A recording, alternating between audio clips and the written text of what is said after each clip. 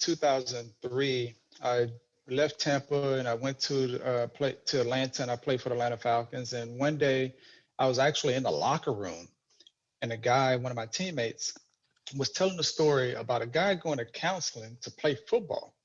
And I looked at her, I was like, you went to counseling to play football? I mean, I can do that in my sleep. And for some reason, that resonated with me. So later that night, I called a friend. I said, I heard the story today about a guy going to counseling.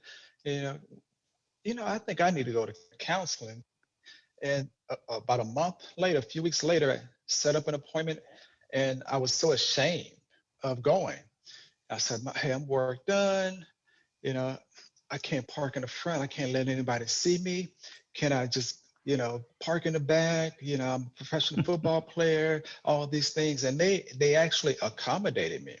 Drive, park in the back where everyone else parks, come through the side door, hit this code. When you come through the door, go into this room and someone would get you.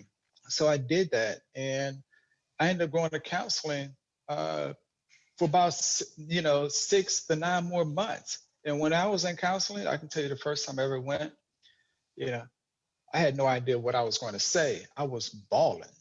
I'm talking about, and I wasn't confident in myself. I never looked at the counselor. I always looked down, looked away, looked at the books. And, I did that so much for between those 6 and 9 months that I could have told you at that time, every book she had on the shelf, that she moved one, whatever. It was just crazy. But throughout that process, my teammates can see a difference in me. I wasn't as standoffish, or I wasn't as quiet. I started to express myself more.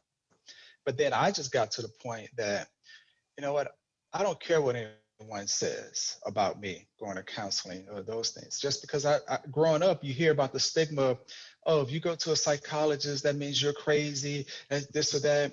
You're strong. You play in the National Football League. You're a big, strong person. You should be able to, do all those things. All those years, I had no idea that I was actually coasting through life, just floating, not having emotions, not really expressing myself. I remember being in Tampa, going out one night.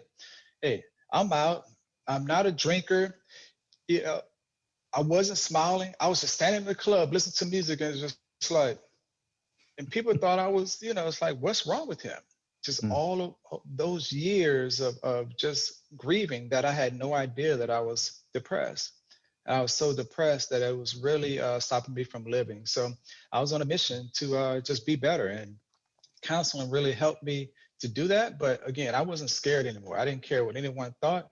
I was proud of the progress that I made, and I wanted to share that with everyone. So I started to talk about it.